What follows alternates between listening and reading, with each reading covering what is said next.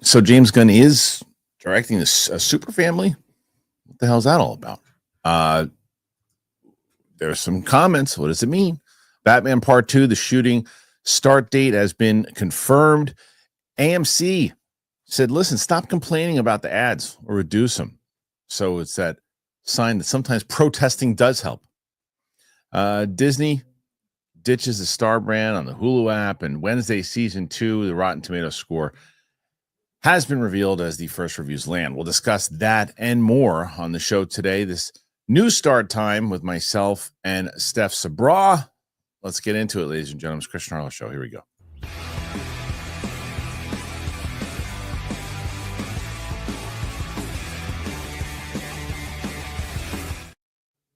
Welcome back, ladies and gentlemen, to the Kristian Harloff Show here today on this Thursday. Joining me on the show, as always, Steph Sabraw. Hello, Steph. Hi, good morning. I like the plants. I like what's going on back there. It's like the setup is just getting better and better and making Mike look worse and worse every day. It was his internet was a disaster on Tuesday. Oh, really? Oh, it was a disaster. Such a great disaster, but a disaster. Kevin Smets texted me and he's like, dude, I just tuned into your show. And he said, it's just, I was dying. He goes, I called his internet the gift that keeps on giving. No, it really is. It's like the best bit ever that also wears down on his psychosis. Oh, it drives him nuts because the amount of times that the thing just freezes and just leaves him in disarray. It really is the best. I need to go check that out. Yeah, it's good. So we have some stuff to talk about here today. Steph Sabraw is with me, of course, and we are going to be, well, first of all, the new time. I talked to you about it. We look at it's going to be a kind of a morning show for you guys on the West Coasters, and for the East Coasters, just as you're getting into lunchtime and settling into lunch, you can listen to the show. But you're a morning person, I feel.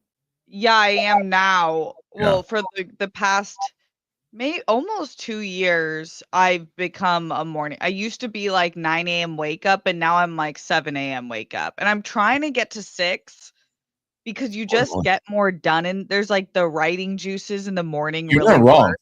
You're not wrong. You know what I mean? Yeah, so I told you, obviously about the gym journey that I've been on since like January, February. And so my buddy Chris, who will be starting to react on the channel, he's going to start doing some stuff here. So he put me on this really good routine. And the problem was, he's been working out 20 some odd, if not more years, 25 years. And so the problem was that without him, I wasn't doing the routines. I didn't know the routines. And I was like, I got to go there. And his time, he was at 11 o'clock. 11:30 really from where he could get started, and sometimes even 12. So I would just get back here in time for the show, and then we do the 2 o'clock, and I moved it because of that. But now I learned all the routines. So I was like, maybe the best thing to do is go in the mornings, work out in the mornings, and then do the show a little earlier for everybody. And then that could work. I went to the gym at like 8:30 in the morning. It was the best. Yeah, because the influencer crowd doesn't come in till like 10. That's true also, but it was I have a little less of that out on the island, but okay. You certainly see them. But I was in there. It was nice. The machines were open. It was great. My music on, out. Got back here in time. I had 2 hours to spare. Got everything. Yeah, I saw people already asking in the comments about Sam. So Sam finally, after about a week and a half, 2 weeks out of commission, she came in yesterday, and we watched 2 back-to-back movies. We watched Captain America: Brave New World, which will be up tomorrow morning. Oh, for people who are asking. And then we watched Thunderbolts right after that, and that that's going to be out on Tuesday. So we made the audible and the decision. We're not doing Agatha right away, so people are going to be upset with us, but we're not doing Agatha right away. We're going to do Agatha for October. I think we're going to do Agatha closer to when Vision Quest comes out, whenever that comes out, because it's going to tie into that a little bit more, and I think it's connected to that universe. So we're going to wait, and we'll do WandaVision right before that, because it doesn't tie into anything else leading up to it, because we really wanted to get to some other movies, because she's coming in tomorrow, and we're starting Lord of the Rings. We're done. We're done with the MCU movie wise and everything too. Are you doing extended cut? I don't. Reactor does extended cut. It's too hard. It's I've never heard of a reactor doing extended cut. I guess maybe it's not even as watched on the internet. It's 4 hours long. That's the I problem. know. You would absolutely have to you would have to split it into 2 videos, which is part 1, but that's not my biggest problem. I don't mind splitting it into 2 videos. People are going to watch it. My problem is it's hard enough getting Sam in here in general, but like to get her in I got to get her in for 3 hours tomorrow. You know, I got to get her in for 3, and then we're going to do the Hobbit movies. We're going to do the trilogy. We're going to do Hobbit, and then Steph, I was asking her these movies last night that I had, and I'm like, let me see if she's seen any of these, right? And I said, have you ever seen Tombstone? She's like, no, she never saw Tombstone, right? And I don't know if you've ever seen Tombstone, but I don't think I've seen Tombstone. Okay. So she never saw Tombstone, and I said, okay, well, Mallrats. She never saw Mallrats, so I was like, okay, that's fun. She didn't see Wicked, so I was like, okay, great, we'll watch Wicked together for sure. I was getting so excited because all the movies that she hasn't seen now, so we're gonna watch That's Wicked. perfect because you have a few months for Wicked. Yeah. Just wait until right before November. She didn't see the second Beetlejuice. She hasn't seen the Planet of the Apes movie. She saw one of them. She never saw Caesar for life. I'm a Caesar diehard. I know. She never saw Signs, the Shyamalan movie. Signs. Yeah. Moulin Rouge. She never saw. Classic. Yeah, it was a really good one. She never Chicago? saw. I didn't ask him that one, but Abyss. She never saw The Abyss. I look at that one. I don't think I've seen that one. Okay, Aliens. She never saw that one. Oh my gosh! I know. So there's tons of things that we're gonna watch together. That's just some. She never saw. I was asking her about the Nolan movies and which Nolan movies have you seen. She remembers like Heath Ledger, but doesn't remember the movie. Then that's it. That's the only any other Nolan movie. I was like Memento. She's like, well, I don't know. Memento. I was just about to say Memento. Never saw Memento. Never saw Prestige. Never saw Inception. Never saw Interstellar. She's like, I think I saw Interstellar. I go, Matthew McConaughey and Anne Hathaway, and she's like, oh no, I've never seen that. My gosh! Yeah, you guys have a whole year. You have a whole year booked up. We're gonna have an absolute field day.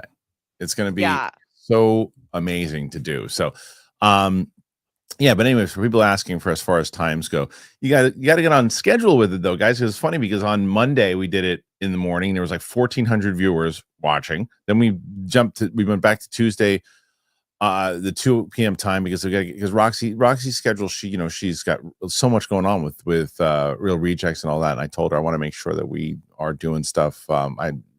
If we have to keep it 2, when we keep it at 2, because I don't want to lose Rox. So we'll figure that out. Wednesday, Chris Carr was on, and there was like, it was like 500, 600 viewers. And then today we're starting slow. So it's like, we just got to get everybody used to the time. And then Friday, I think tomorrow we're going normal time, 2 p.m.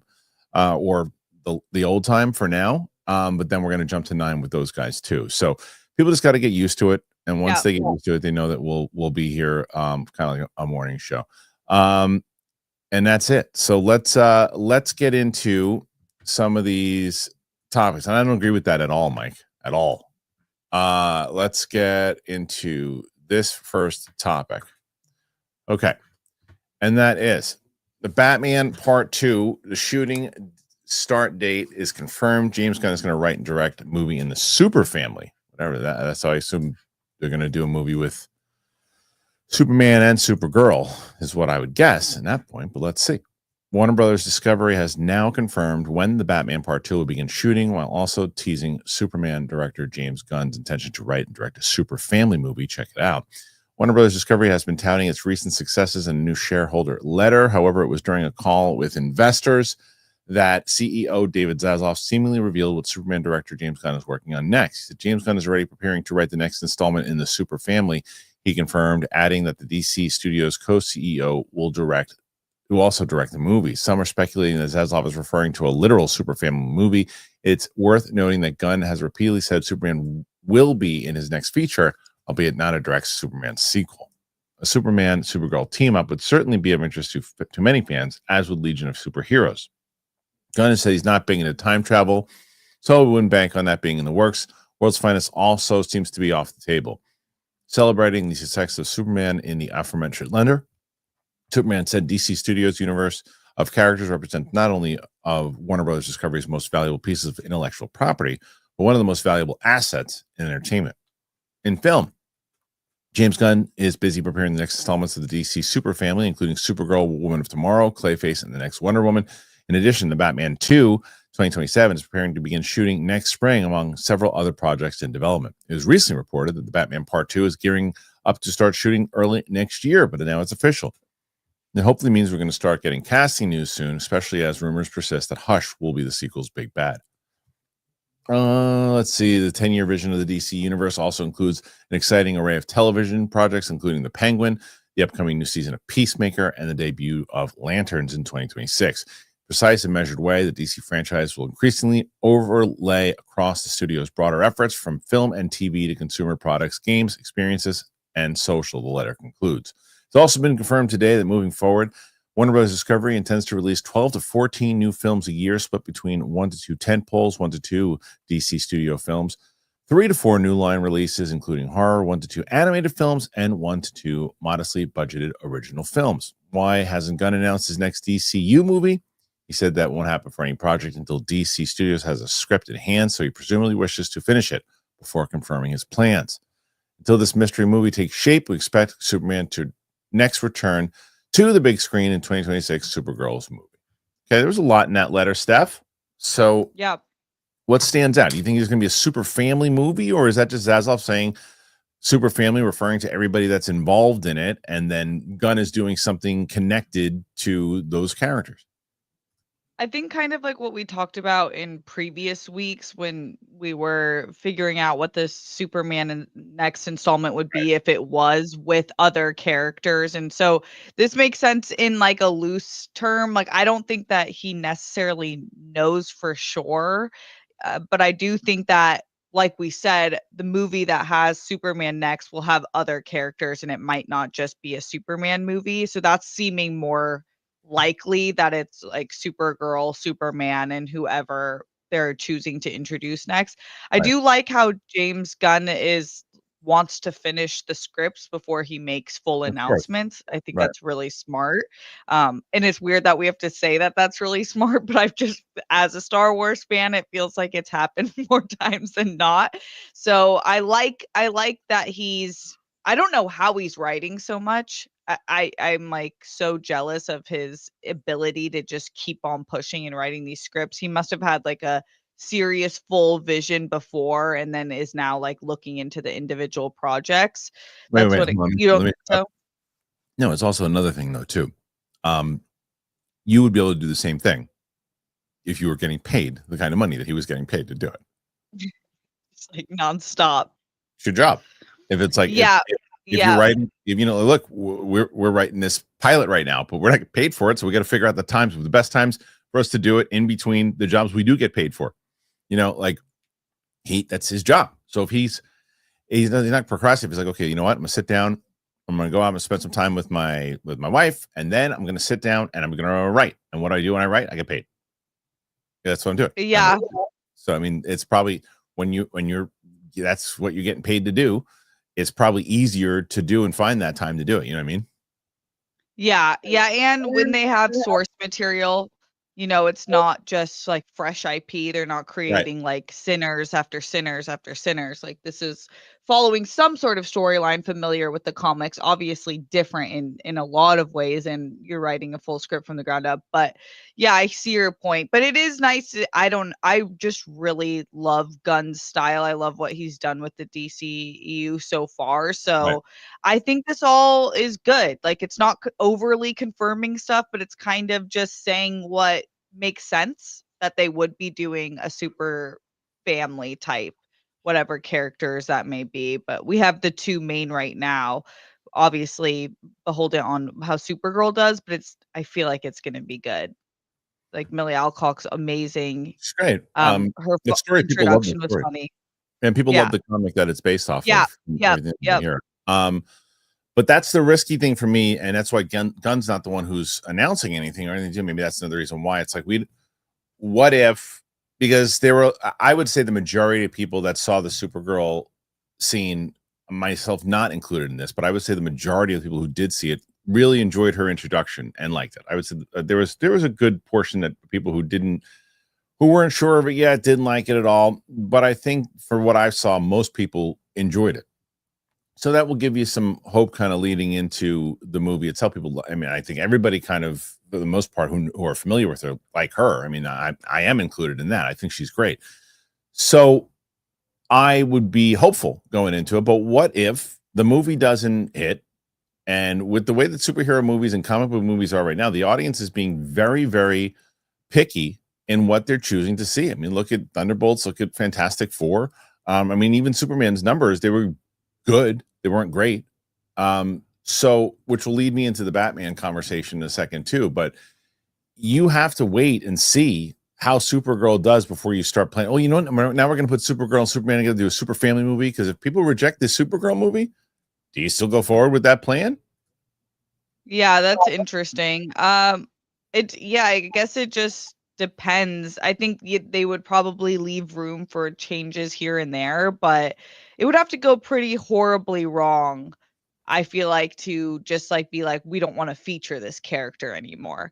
And there's always the reality in which we've seen characters take a different tone per movie. So if a tone didn't work, then they could definitely change the way that that character is interacting or give her a different arc. So I don't think that it's like if it does bad, if it does horrible, I mean that would be pretty like, that's really rare for something to do horrible, especially with, like really great writers and a team involved right now and a great actor. It's hard for it to imagine it going horrible. But I think if people were like, let's say it's like a Love and Thunder where they're like, I don't like what they did with Thor, then I do think it's like in the same way that we're looking forward to Thor having a different arc or tone, then that you could get, there would be grace for that.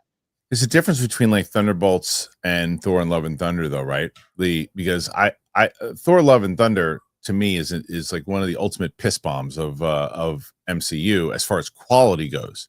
However, the movie made something like 750, $800 million. Yeah. It is financially a hit. So to ask you a question, what would you consider, like horribly wrong? Because I just watched Thunderbolts again yesterday. It's a really good movie. I would consider it almost great. And I loved it. It did poor. It did bad. Do you consider that horrible? Because you've got Fantastic Four is a movie that they thought was going to be, people thought it would be internationally and start crossing over to the 700, $800 million range, and it'd be lucky if it even hits 5. So I guess that's the question first. What would you say would be horrible for if Supergirl was working on let's say it's working on a $150 million budget, which might be what it is. I don't know. There's no reports on that. But we'll say it's got to make at least 300, 350 to break even, right? If it doesn't hit that, is that horribly wrong? Or you say like, no, if it's, as long as it hits like the 250, 300 range, you keep going with this character? It's hard to say because it's such a bummer watching what happened to Fantastic Four, specifically just because I thought I loved Thunderbolts. I just thought Fantastic Four was an excellent movie. I loved it. It was like very different and emotional. I just loved like the swings it took. And I love where they're going with it. So it's hard for me to say like something's horrible if just the money doesn't relate to it, because there's so much that played into those numbers. But it is like how the industry works. So I do think breaking even is important.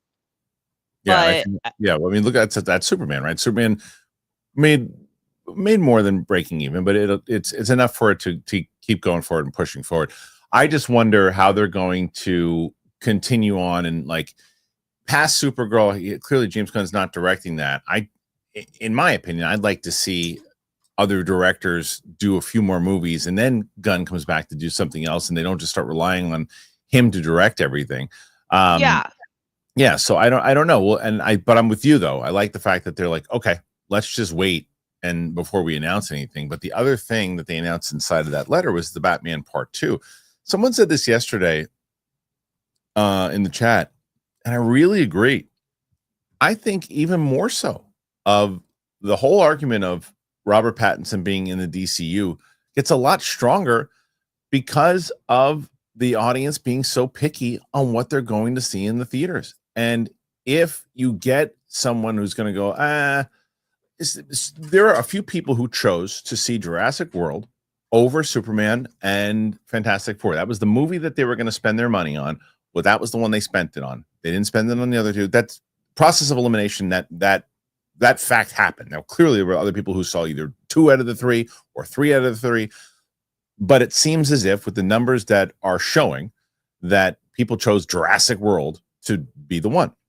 So if Batman comes out, Batman Part 2, and people want to see that, and then there's another Batman, and then you're giving more options. I'll choose. I like Robert Pattinson better than I like that person. I don't really care about the connected universe thing. I'm just going to see that. Are they banking on that? Do they hope that happens? That they get a lot of the Batman 2 audience for there, and then they keep their DCU audience there? I don't know. Do you think that because the audience is getting a little more fickle when it comes to comic book movies, that this could weigh into it? Yeah, I think that people have shown that they really like Robert Pattinson as Batman, and so it definitely is enough to get you to the theater, but it's hard to say what gets people to the theater specifically. It feels like, there are the Jurassics that just have that massive IP and they're always going to show up even if the movie's not very great, and you can count on that.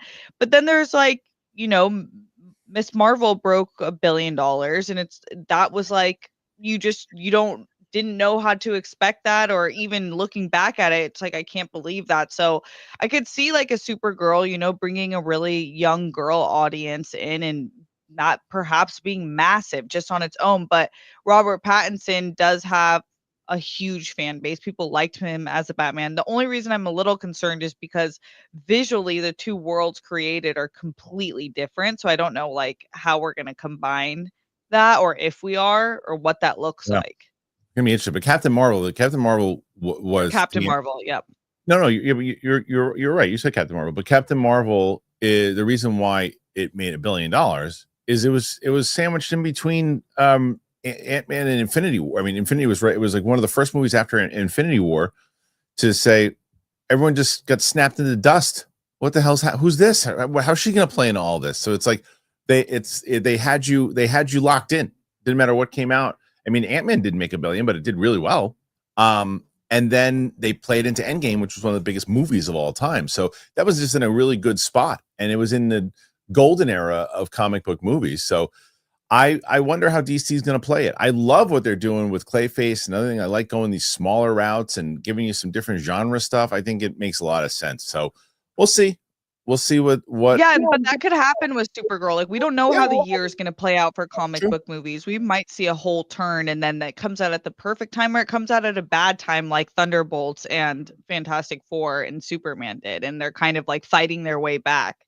I guess I also want to see how different it's going to feel than other comic book movies, right? Because what I'll say about Superman did feel the different take on this Superman was that it just felt like it was pretty much ripped right out of the comic books. It was the most kind of comic booky Superman we've ever seen. So that in itself was different, right? And it had gun style. So how are they going to make Supergirl different? And from what people are saying about the comic book of Women of Tomorrow, that it will be different. It'll be darker. It'll be like the exact opposite of what Clark is. And so we'll see. I'm curious how they're going to play all this. Guys, what do you make of it? What do you think? Put your thoughts in there. Let us know. All right, we got some more stuff to discuss. Before we do so, I'm going to talk about Trade Coffee, tell you about Factor. Be right back. Let's start to rave about Trade Coffee. You know how much I love Trade Coffee. So, cold brew.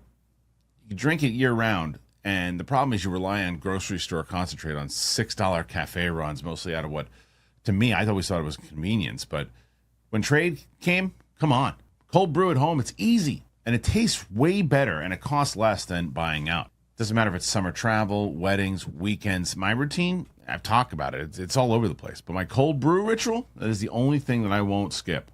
Thanks to Trade. They have the cold brew beans. They're smooth. They're easy to prep. Whether you're brewing ahead for the week, filling my tumbler to take on the road, I can skip deliveries when I'm away. Trade is the #1 coffee destination for the U.S., both hot and cold coffee drinkers. They've sourced the best beans from the top roasters around the U.S., and now they have a special cold brew collection. I mean, come on. Plus, they've teamed up with 15 roasters to create a special cold brew bean collection that ensures your cold brew at home tastes exactly how it should. It's smooth and it's delicious. Love it. When they said they were doing this, it's like, oh, please and thank you. I already love you guys. Now I love you even more. So they sent this bag that I've been doing, and my buddy was in town. I said, hey, I got cold brew. Check it out. Brett, you know Brett.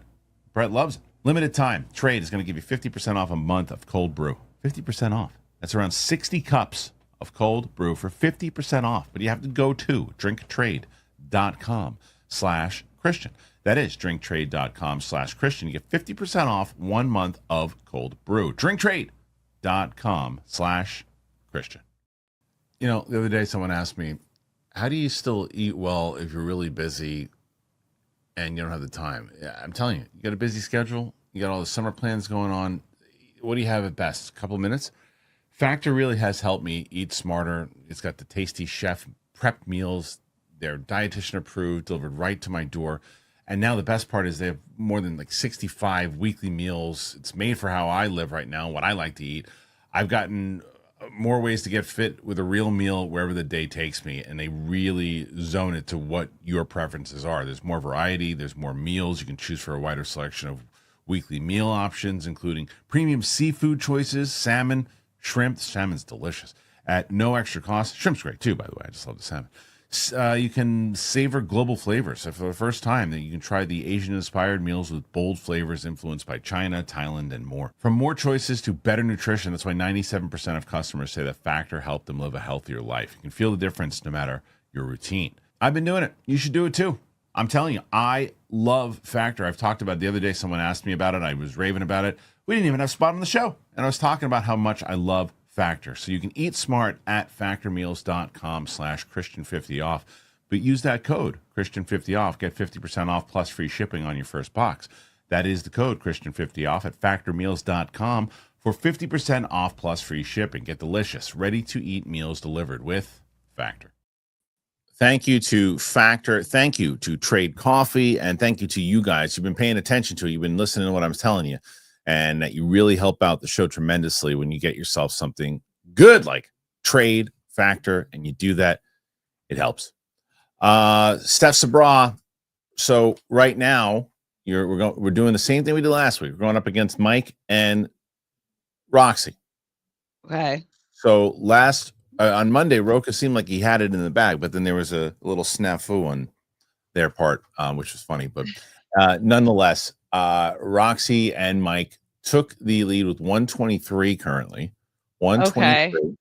And so we got 6 right now. Not too bad. But, you know, yesterday, Chris Carr had like 8 going into the questions, and she wound up with like 50 or something by the end of it. So you never know. Steph was one of the, you're like, if we look at it in like baseball terms, you were winning the pennant and winning championships season after season, and then you've had a rough couple of seasons. Yeah, we're rebuilding the team. So maybe with the new start time that'll help. But currently at 6, we're going to try to get Steph. Let's get Steph past 123 today. Let's do that. Can we do that? Let's see. Anyway, I'll tell you. Do you go? You do this a lot actually. You don't go to the press screenings as much with Harry. You guys just go and you buy tickets and you go to the regular screenings. And first of all, before we even talk about that, about what the story is here, do you find it to be obnoxious with the way people behave in theaters, or do you not pay attention to it and usually catch good ones? I've been actually okay. I tend to get the theaters with recliners. So it's like your own little section. And I find that people who also buy the recliner seating kind of are there to relax. And it's like, it's chill. You know, it's not like an insane vibe. But I went to a regular type screening for Fantastic Four and people were cool. Why? Are you hearing bad things? Oh, about the behavior in theaters? Like all of the time. Time. When I took Matt Serra to the press screening, he felt like I took him to Eden because like it It was just people were behaving. There wasn't people lighting up their phones. There wasn't teenagers talking in the middle of it, and all of that. So it was like, it was pretty. People are ill behaved, I can say, when it comes to that stuff. But the other thing I was going to ask you is when it comes to the AMC things that they have done, with all these ads. They show like 30 minutes of ads beforehand, and I don't know if you noticed that. Do you usually go to Regal or do you go to AMC? AMC. But I went to a different theater for Fantastic Four, and I thought I had 30 minutes of commercials. Yeah. So I got food. Okay. And Harry's like, "We're 5 minutes in," and I was like, "Why didn't you tell me? I thought I had 30 minutes." Oh, so that maybe. And when did you see it? Like not this one, but the last weekend, I think. Okay, because I wonder if they started doing this, like how recent it was. But people, I mean, all I saw people bitching and moaning, rightfully so, about the fact that these ads on AMC were just so long and tedious and bullshit.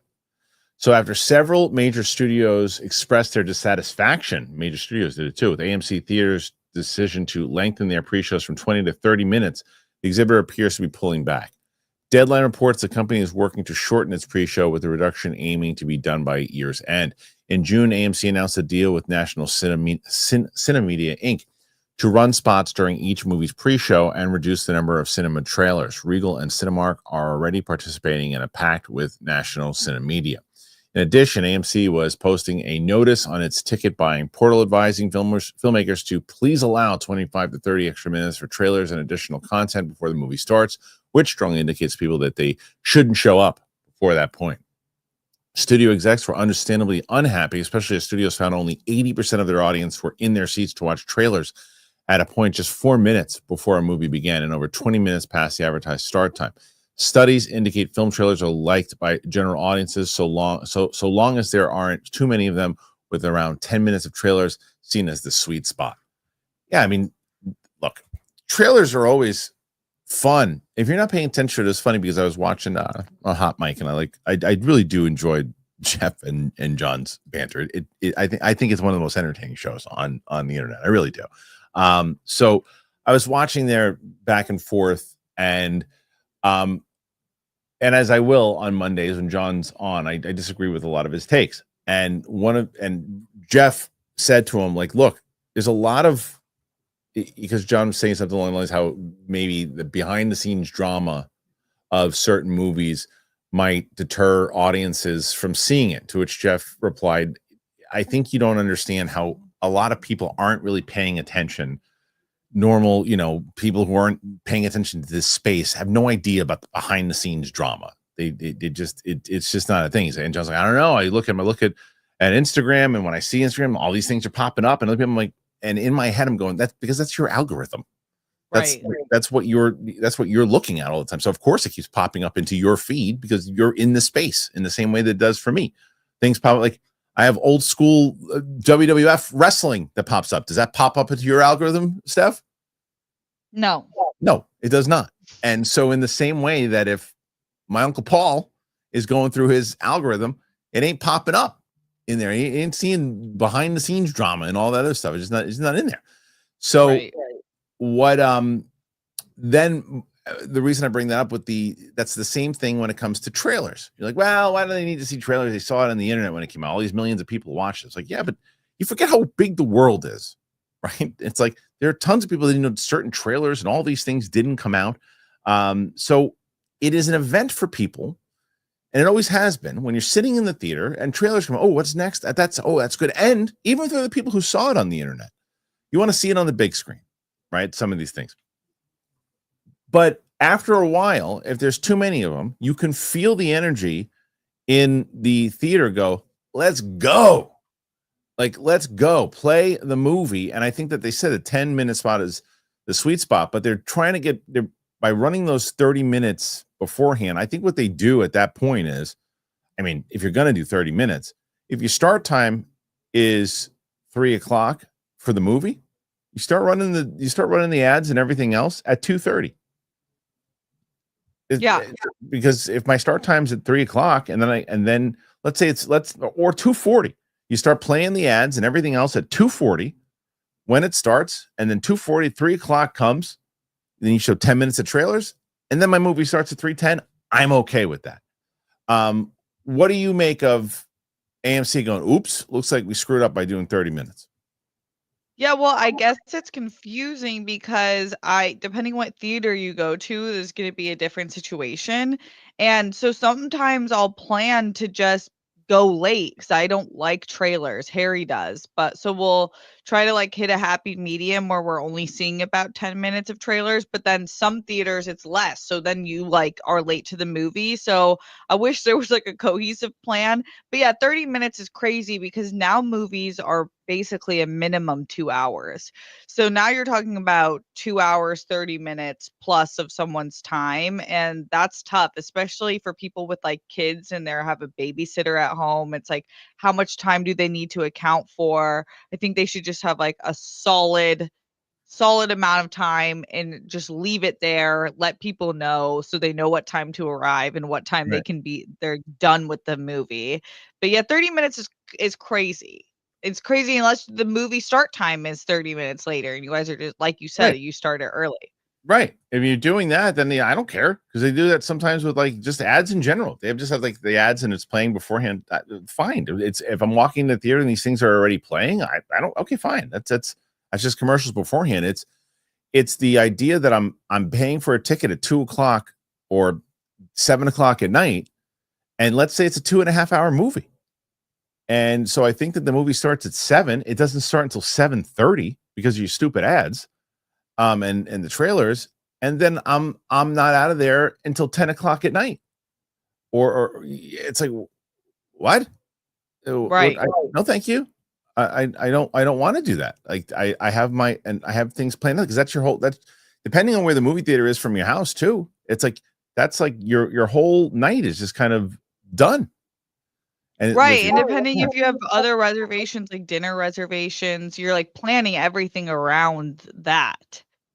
yeah, exactly. Especially like, and you have to find the right time to do it. So I get it. Look, the theater business they're scrambling to try to figure out ways to trying to fight off the Netflixes and trying to fight off the streaming and get people into the theater and get their products out there and get money from advertisers so they can keep their stuff going. I mean, I understand, but you can't piss off the consumer. Yeah. You just can't, because if that's just not how you do it. So, I want people to actually see it. I want them to see it, so we're going to force them to watch it, and we'll give them a little warning. Hey, half an hour beforehand. You just no, you can't do that. So we'll see what happens. Pissing the audience off is not a good way to do it. Right. And another reason why I can see why the studios would get pissed off, besides them like missing trailers and things of that nature. If you go in, let's say, Steph, let's say that you get there, I want to get there on time, and you get there at 7 o'clock, and your movie doesn't start till 7:30, and you're like, what is going on? I'm pissed. And then you're going to see The Naked Gun, and you're going into The Naked Gun already pissed off, and now it's got to win you over now, as opposed to when you sit down, you're like, oh, I'm in a good mood. Oh, let's go, and like, then it's got to win you back. It's like totally. It shouldn't be the movie's fault, movie's job to win you back. It should be their job in the beginning to hook you in, but not to win you back. They didn't do anything wrong, but you got to watch Sprite for a half an hour. No, people want to watch like 3 trailers max, really. Yeah, it's like 10 minutes. I think that was right. I think 10 minutes is a sweet spot, even if it was like 4. But if you hit like 10 minutes of trailers, okay, that's fine. Yeah, because I think it's good to give people a cushion, because there is like especially in LA, there's parking and dealing with that and traffic, depending what time you're going. Like that 10 minutes is kind of like nice sometimes, especially if you do have kids or something like that you're figuring out, or you're just like me and you're notoriously running a few minutes behind. I'm like, oh, okay, 10 minutes. I have a 10-minute. That's fine. But 30 minutes is actually crazy when you think about it. It is. Well, it looks like the studios were the ones that get involved, because unfortunately, I think if it was just the audience that was saying it, they would have said, oh, who cares? Tough. That's how we make our money. But the fact that the studios were getting involved and saying, cut this out, they're actually listening. Do you guys care? Do you not care? Do you think that the 30 minutes was people just who cares? Or did show up half an hour later? What are you complaining about? Or is this legit a good thing to complain about? Put your thoughts in there. Let us know, whether it is in the comment section while we're watching live, if it's on the Clips channel. Make sure you're definitely paying attention to the Clips channel, please. Just Kristian Harloff Clips. You can catch the whole show just clipped out if you don't have time to watch it. Spotify, Apple Podcasts, we're everywhere. Okay.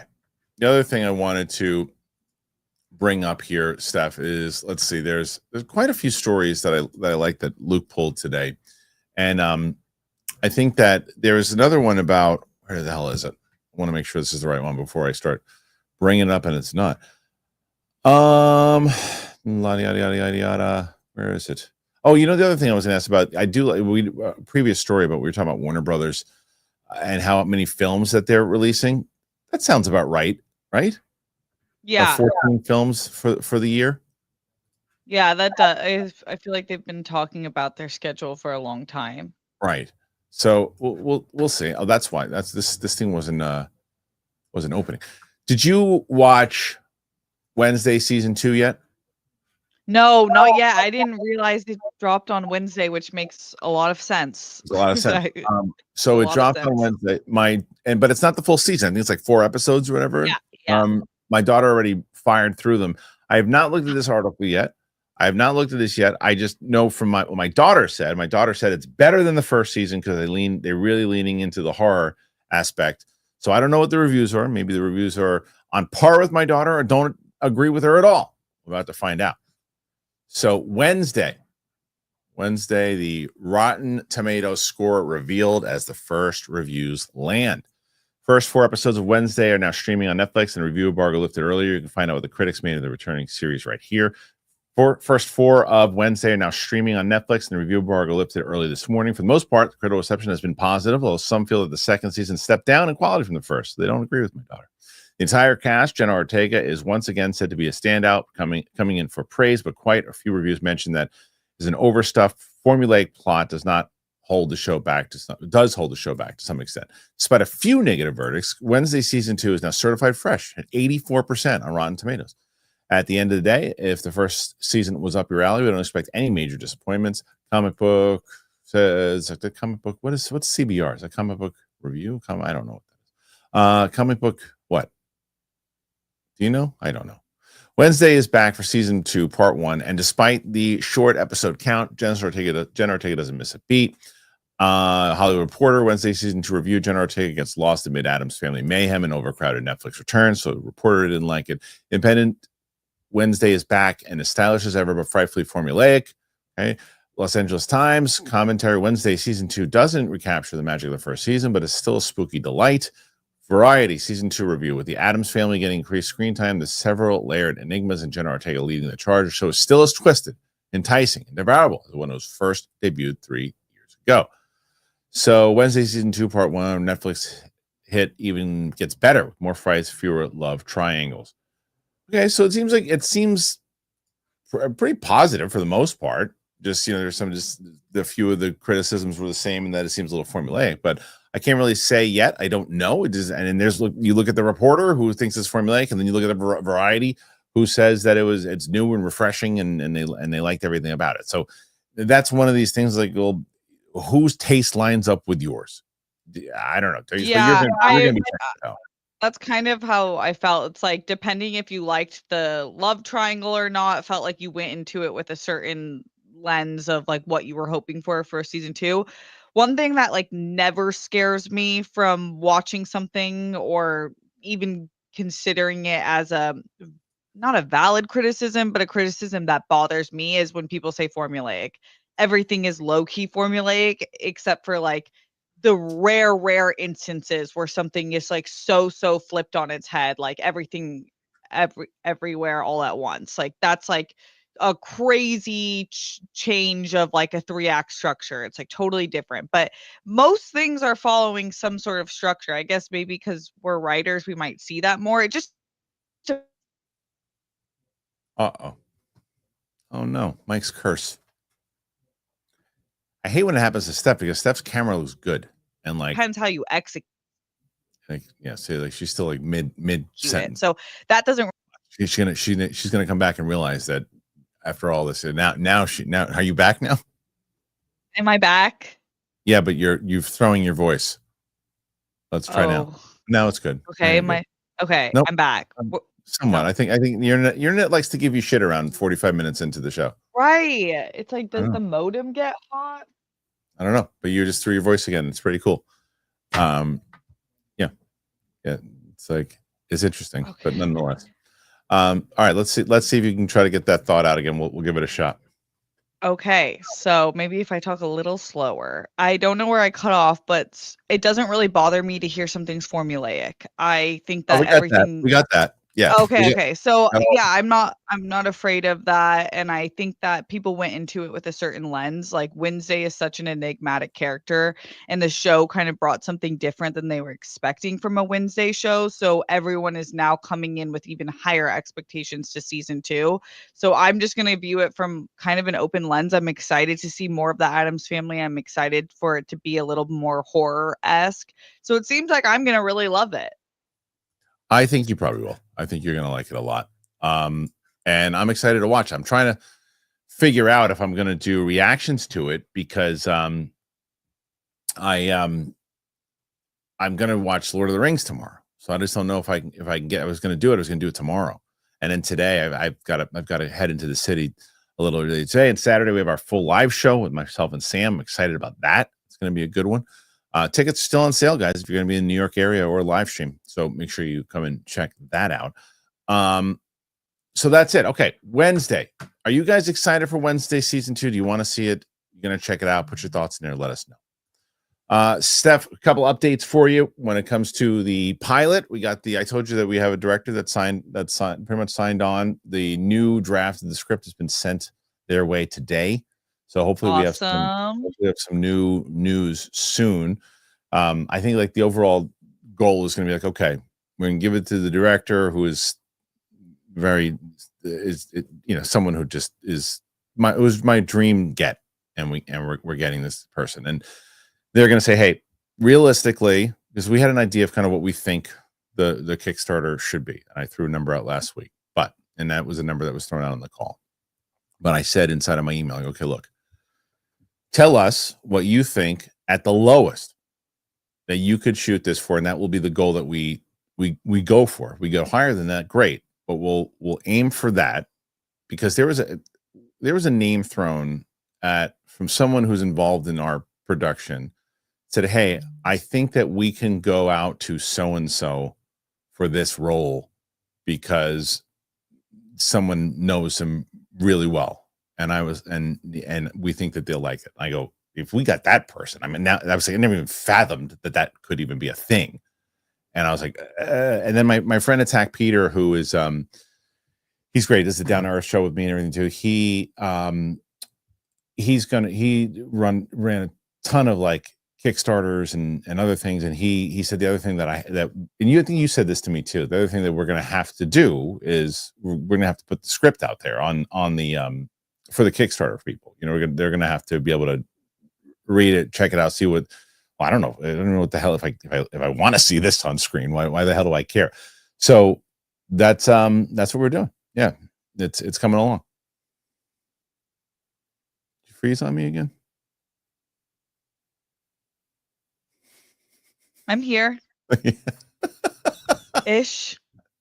You're somewhere. You're like in the Matrix. No, I can hear you. I can just tell I'm glitchy, but I heard everything. You're gonna have to put it on the Kickstarter, which I agree.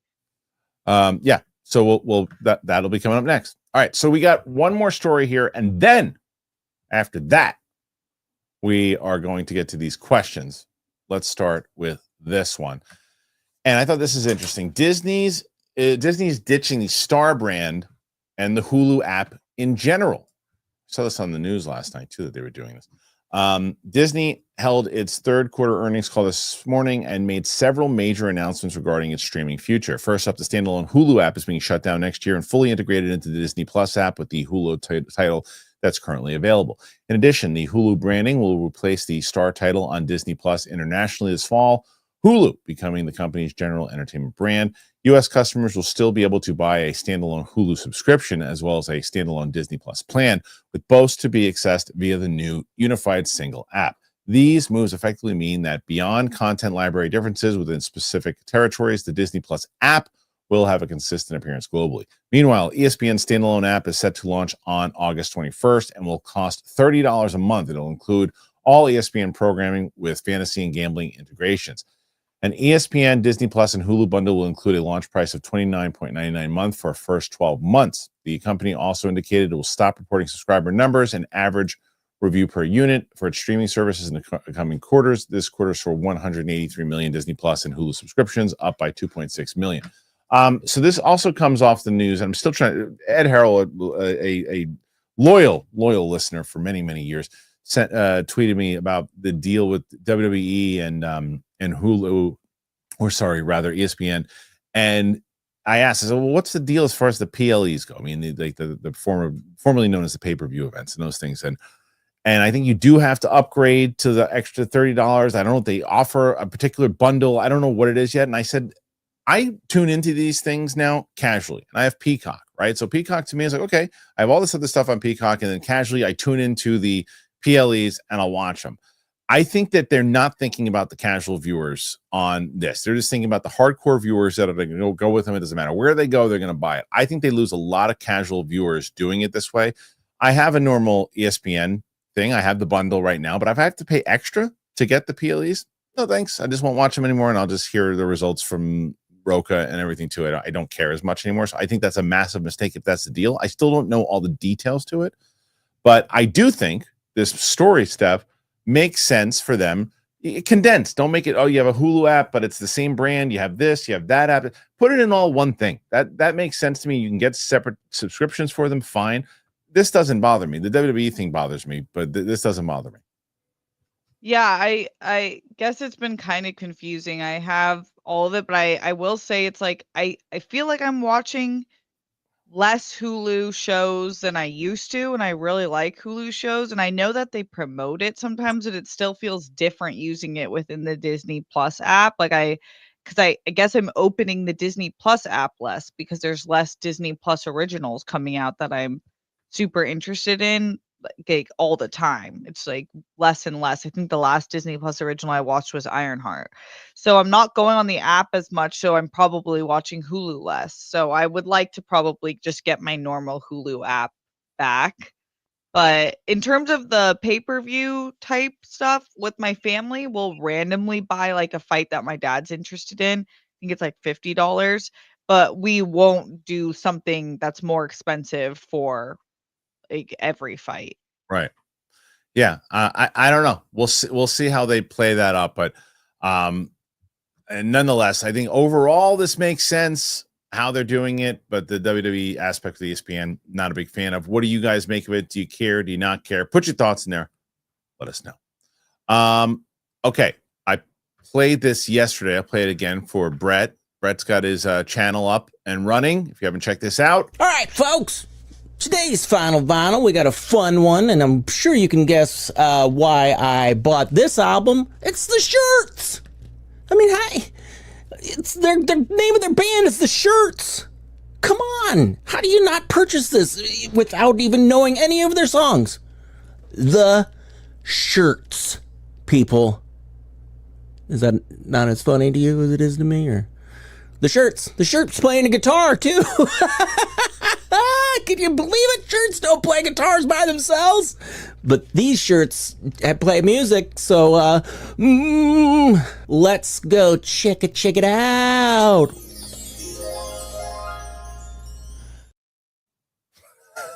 He's so great. I love his goatee. He looks like the fourth Musketeer. Yeah, he does. He looks like he was here for a week, and he got off the plane. He looked like a damn he was Cyrano de Bergerac.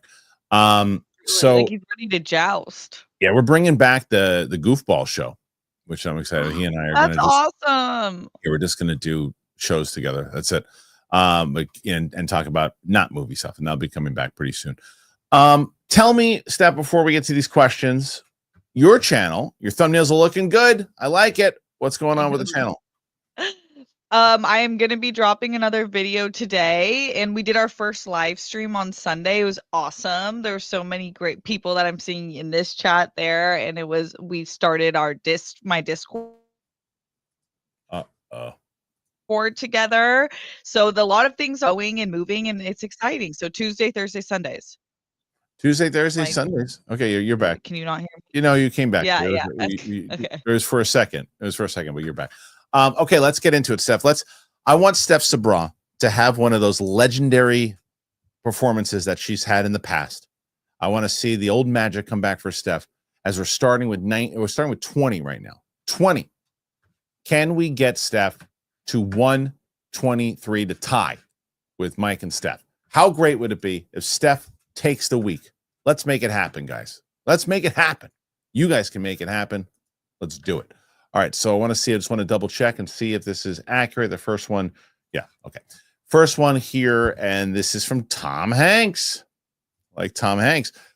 Started Slow Horses, and I love it so far. Have you seen? No, it's on my list of things. I hear really great things about it. My friend David Gambino talked about it forever, and then Roxy started talking about it. I hear great things. Steph, have you watched it? I've seen season 1. I need to continue. It's really good. It does have a slow start for sure, like kind of with the name, but the actors are amazing. Obviously, yeah. Gary Oldman is incredible. It's definitely worth the watch. Let's see. Boom or bust. In honor of me finally watching The Studio. Let's play Fantasy Studio Head. I like that. You fast track development on an original action script that you love.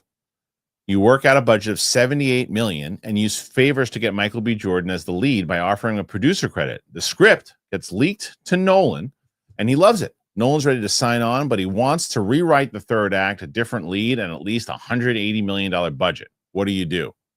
Go Steph. I have a conversation with Michael B. Jordan, and I say, hey, listen, we have Nolan attached to this thing. He wants a higher budget. I'll still give you a producer credit on it because that's what you signed on for. He wants a different lead right now. Let's set up a meeting with him, see if he can change his mind. But if not, you get a producer credit on it and you get some points on it. But we're going to go with 180. We're going to go with Nolan. I think it's a pretty easy decision, to be honest with you. Yeah. I'm going to have to copy and paste that. Yeah. It's like, and I think transparency, but it's Nolan. Yeah. I think Michael B. Jordan goes, I get it. Yeah. Yeah. But yes, I actually, he's a businessman. He'd probably love the producer. Yeah, you have to give him producer credit. You can't, and he would ask for it. Like, right, you have a lawsuit in your hands if not. So yeah, that's what I would do for sure. Carlton Rudder, London calling. Kristian, I couldn't join live yesterday, but I wanted to say I was thinking of you and your brother. Support, love. Thank you, sir. I really appreciate that. Very, very kind of you. Okay, next one after that, Armad. Finally watched the War of the Worlds movie with Ice Cube. Why'd you do that to yourself? It is bonkers bad, but so funny. I think you and Sarah or Brett would have a ball reacting to it.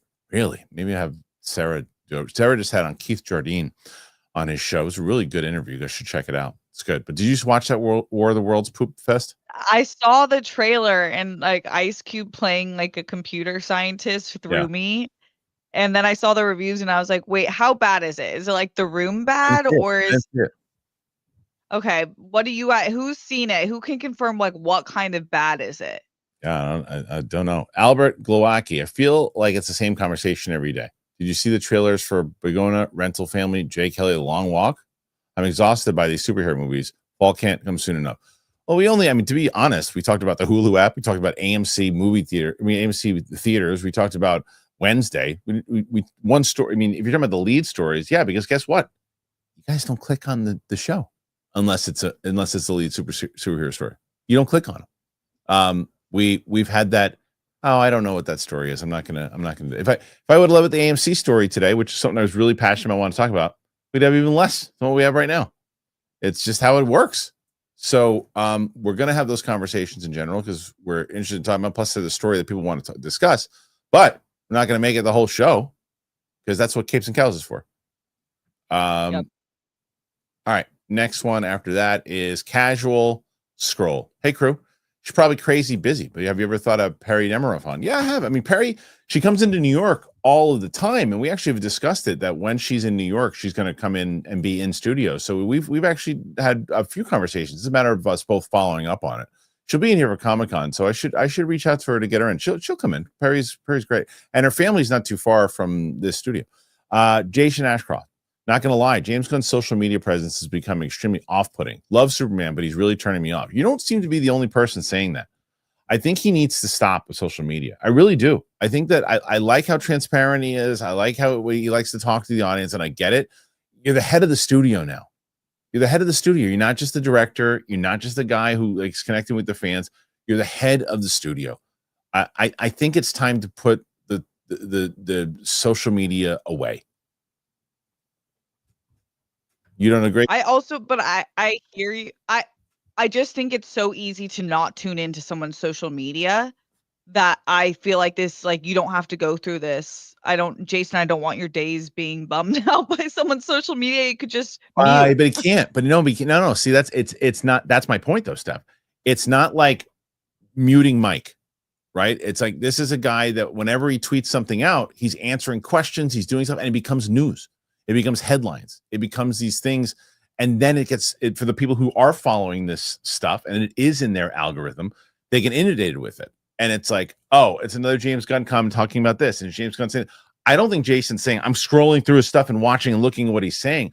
I think he's just tired to death of the fact that every single time he's reading an article, it's some James Gunn saying that this isn't going to happen or saying this is, and then it does happen. And he's like, he talks too much about this stuff. He does. He talks too much about it. And a lot of things, even when he's like, oh, they make things up. I understand the frustration that Jeff Snyder has with the fact that you're kind of disregarding what these guys and girls do in the media of finding this information out, reporting it. You're like, oh, it's made up. It's not made up. They're hearing things from sources, and they're hearing things in general. And a lot of times it's true. And sometimes he doesn't deny it. Or it doesn't directly deny it, but he says things kind of cryptically. And I think that he's the head of the studio. I don't think he should be doing these things. It's not bugging me yet, but I hear that. I empathize with that. There is a lot of news articles in the past few months. Yeah. Chad Johnson, excited for Alien Earth. It's getting good reviews. Yeah, we read the reviews yesterday. They're getting really good reviews, actually. You going to watch that one? That's awesome. Yeah, probably. I love the Alien series. Me too. Jason Ashcroft, I was fortunate to love both Superman and Fantastic Four. I much prefer Fantastic Four. Can understand why people call it bland. Can't understand why people call it bland. It was an amazing space movie. I'm with you. It was I think, Steph, you and I are more science fiction people. So I'm assuming in my ranking, I think our ranking will be a little different, but I think we're going to decide. I think we'll have the same number one. My number one is Fantastic Four. My number two is Thunderbolts. My number three is Superman. It's so hard for me to say between Superman and Fantastic, but I think I put Superman above Fantastic Four. Wow. Okay. But really, it was such a fantastic. Wow. I'm obsessed with it. Yeah, I just loved Superman. It's hard. Yeah. Okay. I would rewatch them both immediately. Fair enough. Jason Ashcroft, as a lifelong Star Wars fan, I'm so excited. Matt Smith is in the new movie. House of the Dragon is my favorite show, and he's incredible. Yeah, we talked about this as the leads yesterday. I think it's great that he's going to be in this. I love that they're going to have him. Such a great actor. Yeah, I love that they're going to, and he's perfect for the Star Wars villain. Perfect. Totally. Yeah. I was really excited to see this story because I saw a lot of criticism, which I agree with, that they like when Star Wars had lesser known actors, but I don't necessarily think Matt Smith is like most people know his name. I think most people know his face. And they'll be like, whoa, he's a really good actor. I remember him from House of Dragon, but he's not at the Ryan Gosling, right? Or like everyone, So yeah. And he's such a good villain that it's like, this seems like it's going to be awesome. Yeah, he's really, really, really good. Gopal, I've only seen the first 2 episodes of Wednesday season 2. I like it a lot. The Bee Kid and Pugsley grew so much they look like new actors. Gopal that makes sense. Pugsley's acting ability is my one criticism. Oh, he's not that bummer. Good. Mike Joyce, you both reacted to that Barbarian twist the same way. Oh, I finally saw Barbarian. Did it flip you out? Yeah, Steph, I froze. I was like this. He was like the grossest thing I've ever seen in my life. It was just I'll tell you though, I loved his follow-up. I loved Weapons. I loved it. I can't wait to see it. So it's not a sequel or anything, right? It's just the writer's follow-up his next movie. Yeah, it's amazing. I like it better than Barbarian, and I like Barbarian a lot, but I like this much better. Yeah. Okay, what is it on? Like, is it very scary or is it more thriller? It's horror thriller, but it's more of the thriller. It's like it has like it's a more, and though I've been saying it's a more like R-rated Shyamalan type movie. Okay, it's I'm excited to see it. Yeah. Simon Section. I wish that Kristian could be more vocal in promoting trade. Okay, what do you mean? I understand that it's brewing. Does it also come in lonely single guy coffee instant? Just add water and microwave brewing. Oh, so fancy. No, it doesn't. It's got I have like basically, here's what you can do, by the way. This is what if you want to go to that route, what you're talking about, there's things that you can do. If you have a Keurig or whatever you do, and this is what I did for a while. It's a budget way to do it, but it's a way to do it. I don't do this anymore. My wife bought me I actually have a coffee grinder of what I have. So I get like the whole beans and I grind it. Plus, if not, I have this, it's like this little serving thing. So basically what I do is I have a little serving one. I pour it in from the regular ground coffee if I want to do it that way. And I make myself some coffee. Now, what you could do with the Keurig, get yourself a pod, open up the thing, clean it out, and keep refilling it. Wash it out, refill it, pour it in. That's all you got to do. It's a budget way to do it, but it works. You gotta wash it out, keep washing it out, but have a Keurig thing, keep washing it out, and you can do it that way. So that's what I do. That's what I used to do. Or anyway. A French press is so easy. So easy. Yeah. Mike Joyce, Smoothie King is releasing a ketchup smoothie. Gross. Pretty disgusting. What?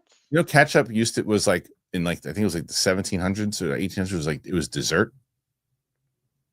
If you think about it. I mean, it's insane to us, but to them, it's all sugar and tomatoes. It's like that's really all it is. So they didn't know what it was. Tyler Battinson equals money. Introduce DCU Batman and Gunn's Superman follow-up. That way, it's clear to who's Batman is with. You don't introduce him in a standalone. No, yeah, I don't think you can introduce him in a standalone. I think you got to bring him in, whoever the Batman is. Go, pal. I'm getting Jean-Baptiste Emmanuel Zorg from Brett. Yes, 100%. And or other. Support for Steph and Kristian. What can Marvel do to prevent X-Men fatigue?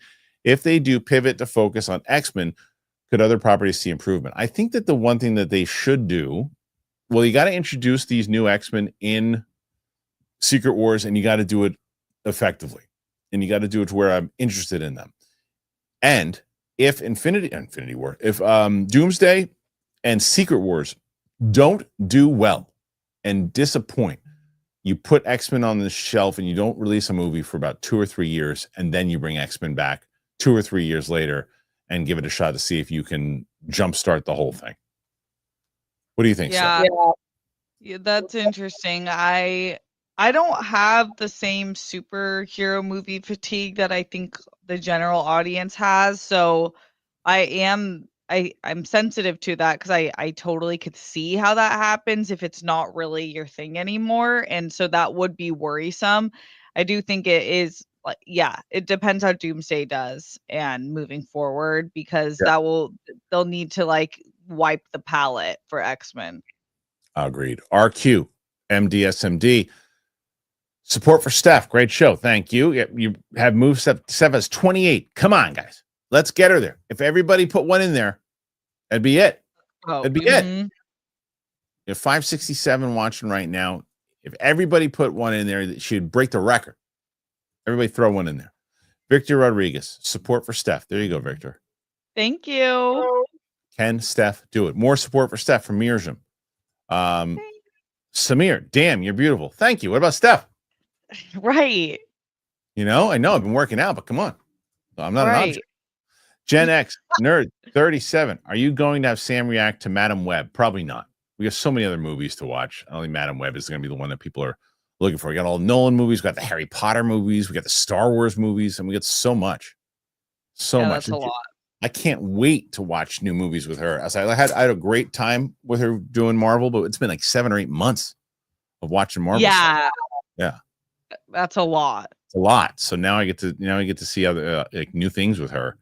Probably watch a Superman movie with her. I hope she likes it. Yeah. I think she will. Yeah. Albert Glowacki, did you happen to see the final trailers for Rental Family, Jake Kelly going or The Long Walk? I know I didn't. I didn't see any of those. No, I didn't. No, I didn't see any of those. Spencer Drake's been a member for 3 months. Sup, gang? What's been a highlight of your week so far? For me, it was seeing Naked Gun in a sold-out showing. Did you see that yet? No, we're seeing it this weekend. Oh my god! I know we're like a week behind everything. Cannot wait. I can't wait. I can't wait to see it. I've watched all their press interviews. I'm obsessed with Pamela and Liam. Everybody seems to be. Let's see. What's my highlight of my week? It was nice to see Brett. That was good. I was on Saturday. I went and I saw that Netflix movie Fixed, which I think you would like, Steph. And it was nice to see my buddy Marshall. So that's probably one of my highlights of the week for sure. Is he on the East Coast?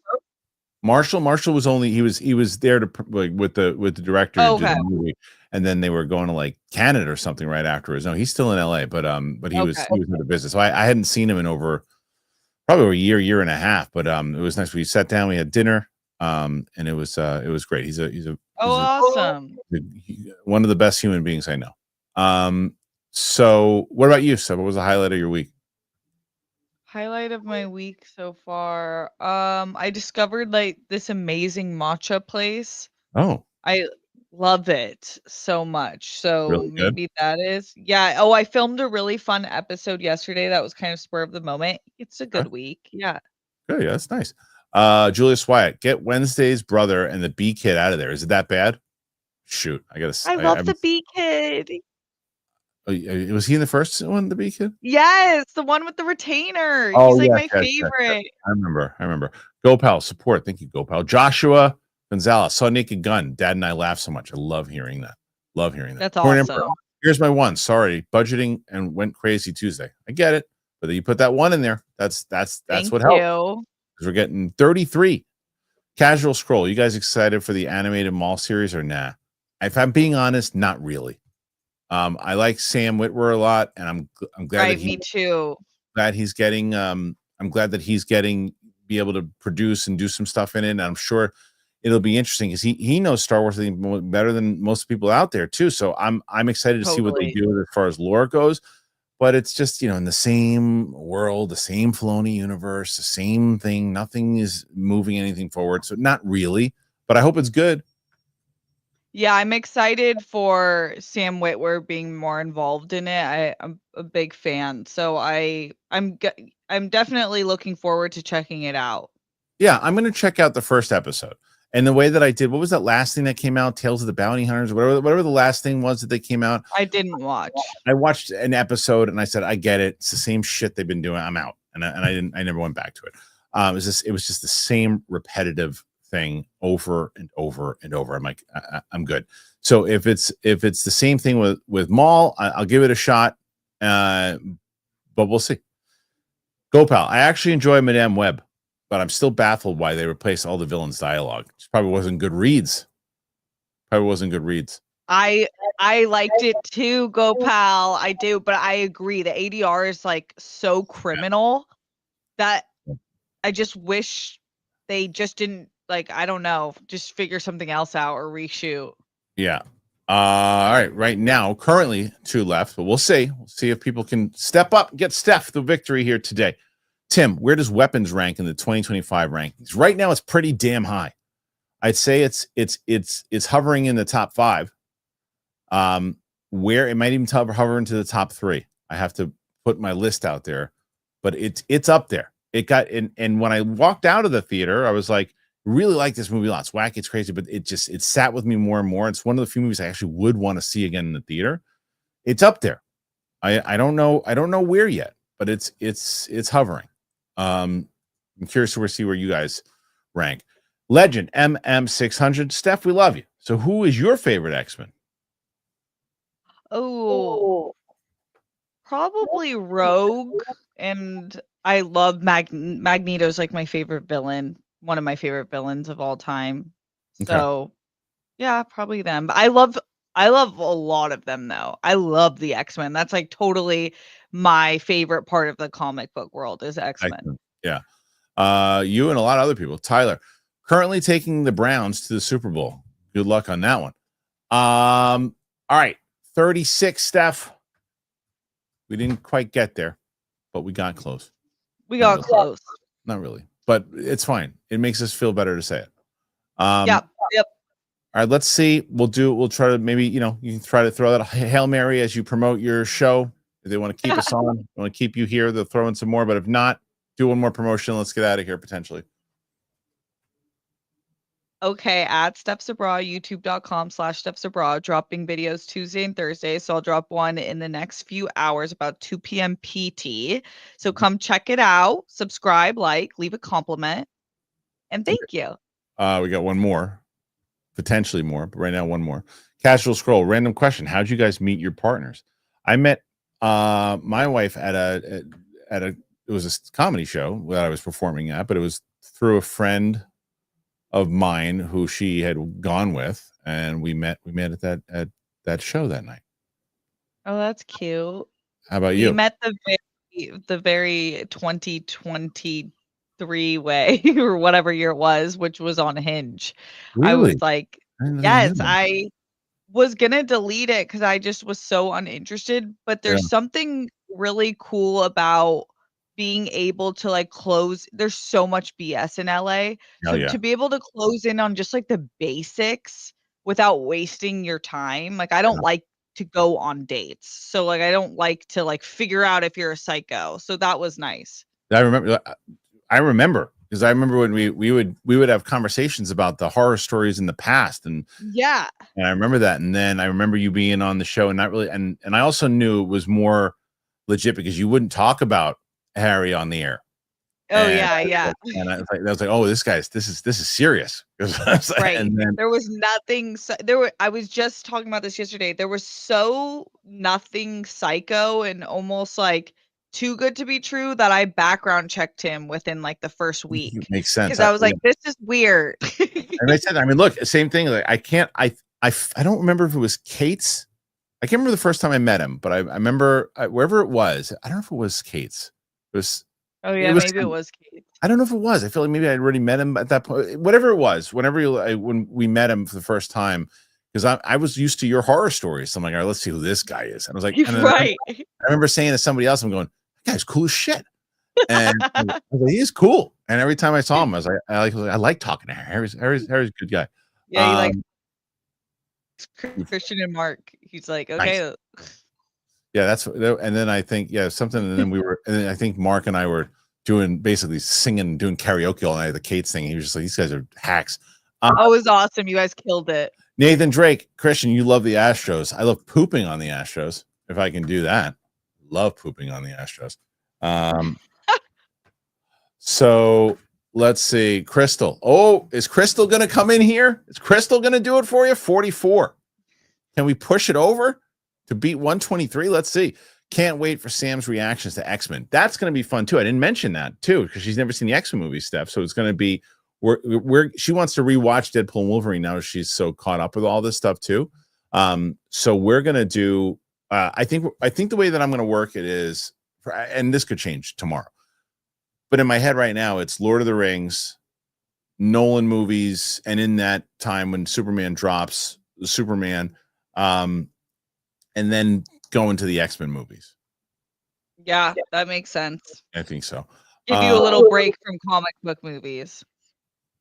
Well, yeah, give us a break until we get back to the X-Men. Yeah, exactly. Yeah. Johnny Bravo, would you say Weapons is worth watching in IMAX? You know what's funny is a lot of IMAX theaters are taken up by Weapons.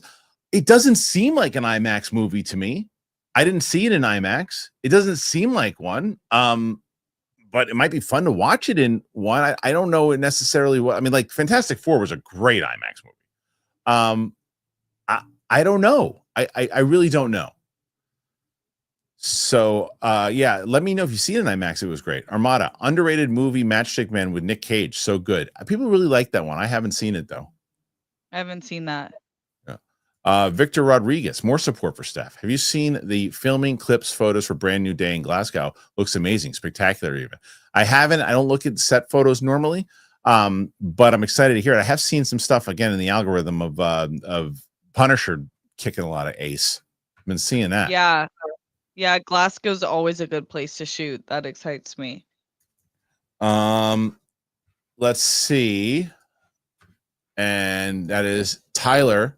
Update. High scoring Browns winning big time. Okay. I don't think so, but okay. MM 600. Kristian, who's your favorite X-Men? Mine's Wolverine. Same. Because the thing is that, I liked Wolverine way before the movies. Those like the comics that I read growing up as a kid, was both G.I. Joe, the Marvel run, and X-Men, and it was Wolverine ones, the original Wolverine ones, the comics. There was a comic that I read that I used to love with him and Havoc called Meltdown that I read. So that was it. That was so I want to and I love what Hugh Jackman did. I want to see a little bit more of a comic accurate Wolverine. I'm curious to see if they're going to do that this time around. Mostly superheroes. Yo, name your top live action Batman casting. Well, mine's Brendan Scanar. You guys know that. I don't know. I would have to think about that. I don't really have like a serious pick for that. Not yet? Not yet. I'll think about it. Mostly superheroes. I'll get back to you. The Weird Wizard. Hey, y'all, played a music festival in Tennessee. I had a crowd about 7,000 people there. That's great. Awesome. Biggest event I've ever performed at. Help me get my mind off that friend that I have feelings for. Feeling better. You got to sing a song about that friend. Yeah, make some music right now. The best time. My friend just wrote me a text and said Young Guns 3 with an exclamation point. Did they just officially announce Young Guns 3? I know that it's been rumored, but let me see if they just officially announced it. Let's see. I don't see anything. I guess my friend just caught old news of it. But I am very excited. Have you ever seen the Young Guns movies? No. Okay, good. We'll watch those together too. That's Luke. If you're watching, I'm going to get on the phone with you, hopefully real soon to test out that digital stuff. There's so many movies for Steph to watch. I can't wait. Geek Lodestars for both of you. What's something you watch or listen to that makes you think of someone no longer with us? For me, it was my grandpa who introduced me to Three Stooges, Leslie Nielsen, and Seinfeld. Well, I don't want to get too sad here, but as people may or may not know, yesterday was the anniversary of my brother passing away 7 years ago. And I posted a song that anytime I hear that song, reminds me of him. So that one. How about you? Yeah, that was a great song. For what's something you watch or listen to? I don't know. Every time I drink green tea, I think of my grandma. Every time I see anything like Japanese, I think of her. So that's kind of it. But that's yeah. Do you know that's one of my biggest regrets about living in LA is how many times you invited me to go to the holidays for sushi and I wasn't able to make it? Such a bummer. If you guys ever spend the holidays in LA again, then we'll drive down to San Diego. If I had this is why I want a teleportation machine, because you know what I would do? I would say, hey guys, I'm going downstairs to the basement for a second. And I would open up the teleportation thing. I would come to your house. I would sit down, hang out with you guys. We have some laughs. I would eat some sushi. And then I would just tell my family I was watching a movie for a little while. Right. And then be right back. And then can bring them some sushi rolls. No. I eat it all myself. Oh, okay. Casual Scrolls. Steph, have you gotten Kristian to anime yet? I mean, maybe that's something that we should do also. Because I haven't seen. Yeah, so maybe some that don't have so many seasons, we can brainstorm a few so it's not too overwhelming. But he's watching the live action of what's the one? So it's with One Luffy. Piece. One Piece. So that's a good start. We're getting there. There's some. So is Attack on Titan anime? Yes. Okay, I've never seen that, and I hear that I would like it. I think you would like that too. Would I watch that with you? Yeah, I would definitely. Okay. The Cali Kid. Thank you, Cali Kid. What a generous one that was. Thank you. Anytime someone puts this in there, because it's my favorite stupid bit from all the Star Wars things. Ray Ho! Remember that? No. Remember the old lady that shows up at the end of episode 9? Yeah. And she's like, who are you? And she's like, I'm Ray. Yeah, I'm Ray. Ray Ho! What is she doing there? In the middle of the desert. In the middle of nowhere. It's someone else's house. You have to go. There's no neighbors. What are you just standing there for? She was a just silver there. alert. Yeah, well, Ray-ho! That is so funny. I forgot about that. Just so that they can introduce the worst line ever. Ever. Go Pal. Did you keep the dust jacket on books when you read? Keep the dust jacket on books when you. Oh, I read that so illiterately. Do you keep the dust jacket on the books when you read? No. Yes, I do actually. Wow, you're a clean reader. I ruin a book. Like by the Ruin it? end of a book, yeah, it's just like destroyed. So no, I put them all in a drawer, and then when I'm done, I put it back on. But I usually read only. I don't tend to get hard copies. It's too heavy. I'm like a one-handed holder. Yeah, I get it. My friend just told me he saw Naked Gun in the theater 3 times already. Oh my gosh, that's awesome. Cali Kid, what's your favorite Metallica song? 1. I don't know. Yeah, fair enough. Chad Johnson, favorite singer. Mine is Amy Lee of Evanescence. Of all time, Jim Morrison. Of all time, maybe Aretha Franklin. Oh, that's good. Julius Wyatt. I like the B guy in season 1 as well, but their storyline is the farts, at least to me. Think Thunderbolts is the best comic book movie this year. It was really good on the second run. Now I got to see Fantastic Four in the second run. Thunderbolts is really damn good. I'll tell you what's better on digital and better the second time around when you know what's coming is Captain America: Brave New World. It's not a good movie, but it's not terrible. It's not terrible. It just seems like it seems like it should be made for Disney Plus.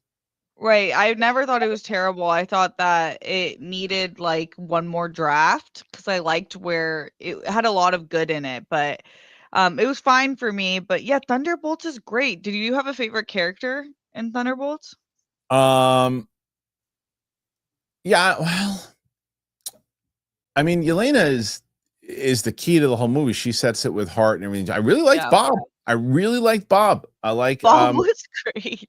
I loved like everything that he represented and how the way that I'm telling you, I think that he was good. Walker was great. Watching that again was a great journey, and it was a nice back-to-back experience. We watched, because sometimes when you're watching 2 movies like that are just not good, and you're like, oh, like we watched, I can't remember what it was. We watched, I think it was Loki season 2, which was good, and then we followed up with the Marvels, and we'd finished Loki season 2 on like a high, and then the Marvels like left us going, all right, I'll see you next week.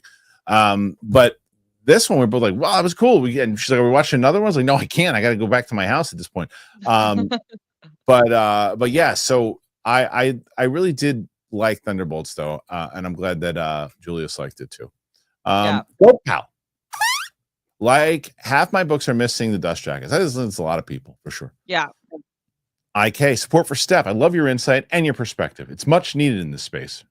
Thank you. That's very sweet. A very positive person. I don't think I've ever seen you get mad. I mean, I'm sure that you do. I spent my whole childhood not my whole, but I was an emotional, angry kid. I feel like so then once my frontal lobe kicked in, I've chosen peace and I've kind of never looked back.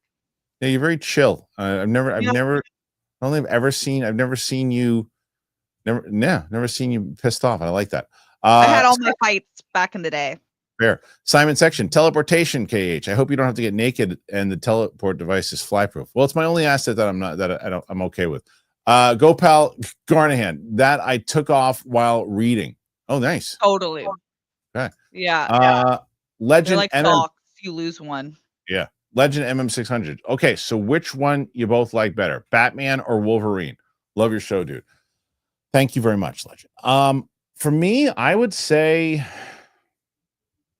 I'd probably say Wolverine. And yeah, I'd say Wolverine. Were you a Batman girl? I liked this Batman 89, the series for sure. So, and Wolverine wasn't my favorite in the X-Men series, so I'd probably go Batman. Galaxy Geeks, who's been helping us out with all this stuff, says anime with Steph would be a perfect start for digital. Yeah, it would be good. That's awesome. Harv's K. Kristian, I heard anime companies in Japan are especially strict with their shows being used on YouTube videos. Check with Greg Alba before you do one of those. Oh, is that true? Oh, I guess that makes sense. I have to look into that. I have to look into it. Wonder what the Yeah. rule is. Julius Wyatt, will you and Sam rank the MCU movies after Fantastic Four?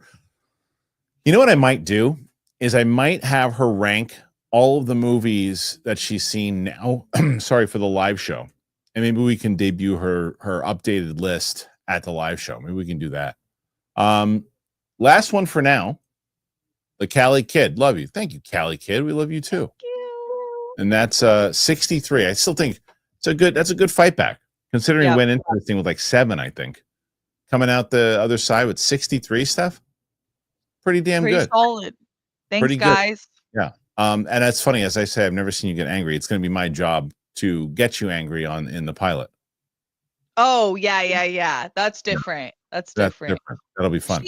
There is an angry person somewhere deep inside, but just I'm guaranteeing my character will be able to get it out of you. Yeah.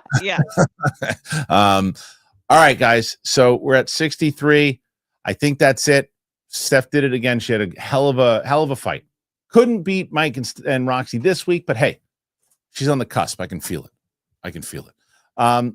Guys, thank you so much for being here. I appreciate you. We will be back tomorrow with Capes and Cows. I'm going to see if the guys can do early tomorrow. If the guys cannot do early tomorrow, then I'm probably going to have Winston host, because I'm going to be shooting the Lord of the Rings movie with Sam at that time tomorrow. So let me check in with them. We will be having a show tomorrow. You just check in on it, and I'll let you guys know sooner than later what the deal is. So thank you, guys. I appreciate it. And we'll see you guys on the flip side. Bye-bye. Bye-bye.